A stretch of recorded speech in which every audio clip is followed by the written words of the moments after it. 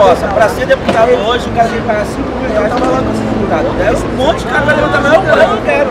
Porque vale a pena, eu quero pagar 5 mil. Eu que estou em jogo não é o salário do cara. É lógico que a questão do salário é uma questão moralizante. Isso é fundamental, velho. Mas tem gente que pagaria 5, 10 mil reais hoje do bolso para ser deputado. Por quê? Porque não é no salário que os caras têm os esquemas. Na votação, é no lobby, é no jogo de interesse para as empresas dele, para a atitude dele. Essa é a questão.